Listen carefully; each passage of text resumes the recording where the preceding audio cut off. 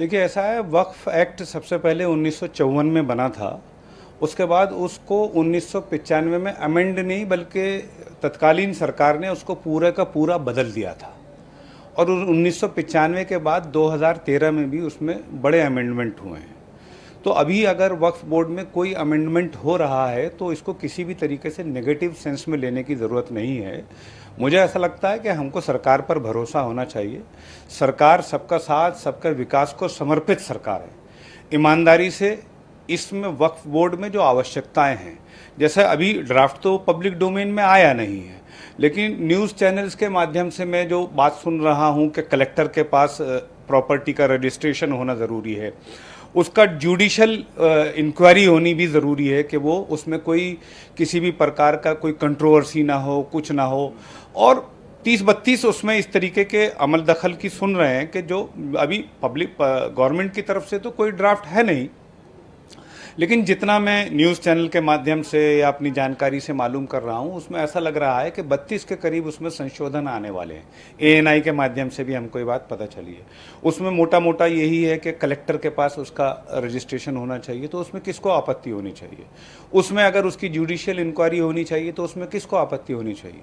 पहले भी मैं एक बात और बता देता हूँ आपको, 2013 में जो उसमें अमेंडमेंट हुए थे, उसमें ये बात तय हुई थी कि हर 10 साल में उसको जो है सरकार जो है उसकी मैपिंग करे, उसकी जांच करे और वो किस स्थिति में ये होना चाहिए। तो आप उसकी जुडिशियल इंक्वायरी जब हर 10 साल में होने की बात पहले भी हो रखी है, तो अब अगर सरकार उसकी नए सिरे से जुडिशियल इंक्वायरी कर रही है तो उसमें क्या बुराई है।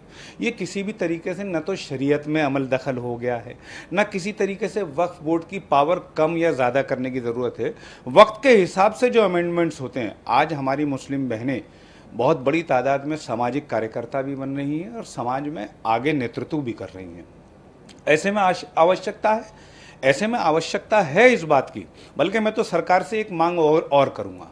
अभी दिल्ली में जो हज कमेटी है, हज कमेटी में एक एमपी की सीट रिजर्व है। पहले गौतम गंभीर हुआ करते थे, फिर अभी प्रवीण खंडेलवाल जी हो गए उसमें एमपी कोटे से। ऐसे वक्फ बोर्डों में भी एमपी कोटे से एक मेंबर बनता है कि कोई मेंबर ऑफ पार्लियामेंट कोई ना कोई बनेगा। अब दिल्ली में ना तो आम आदमी पार्टी ने, ना कांग्रेस पार्टी ने, जो सो कॉल्ड सेकुलर पार्टीज हैं, जो अपने आप को वक्फ बोर्ड की चिंतक बताती हैं, जो मुसलमानों की हमदर्द बताती हैं, उन्होंने एक भी मुस्लिम कैंडिडेट नहीं लड़ाया। क्यों नहीं लड़ाया? इसलिए नहीं लड़ाया क्योंकि वो वक्फ बोर्ड के प्रति सिंसियर है ही नहीं। अगर आप वाकई वक्फ बोर्ड के प्रति सिंसियर होते तो वक्फ बोर्ड में जो एक मेंबर मुसलमान बनना है सांसद, वो कहां से बनेगा? लाया आपने है नहीं।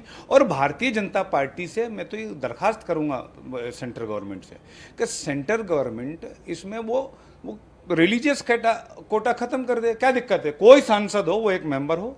सांसद जब अपनी कॉन्स्टिट्यूंसी के हिंदू मुसलमान सबका रिप्रेजेंटेशन कर सकता है, तो वक्फ बोर्ड के में मुसलमानों के हितों की लड़ाई क्यों नहीं लड़ सकता है? जो ईमानदारी से काम हो, जो देश हित में काम हो। और रही बात इस बात की कि किसी भी प्रॉपर्टी को वक्फ बोर्ड इस तरीके से अपना क्लेम कर दे कि ये हमारी प्रॉपर्टी है, आम आदमी को इसका नुकसान हो, वो भी नहीं होना चाहिए। रही बात वक्फ बोर्ड में जो किराएदारी को लेकर समस्याएं खड़ी होती हैं, उसमें दोनों पक्षों को सुनना चाहिए। किराएदारी 90% नहीं, 98% किराएदारी वहाँ पर मुसलमानों की है वक्फ बोर्डों में। पूरे देश के वक्फ बोर्डों में 98% किराएदारी मुसलमानों की है। सारे डिस्प्यूट अगर कहीं चल रहे हैं तो वक्फ बोर्ड वर्सेस मुसलमानों के चल रहे हैं। सारी लड़ाइयाँ जो चल रही हैं वो वक्फ बोर्ड और मुसलमानों की चल रही हैं। ये कौन लोग हैं? ये कहाँ से आते हैं? आम मुसलमान और आम हिंदू की लड़ाई नहीं है। ये चंद वो तथाकथित सेकुलर नेता हैं जिन्होंने पूरे देश के वक्फ बोर्डों को कब्जा कर रखा है। ओवैसी एंड ब्रदर्स के बारे में मैं स्पेशली आपसे आज ये बात कर रहा हूँ। पुराना हैदराबाद जाकर देख लीजिए।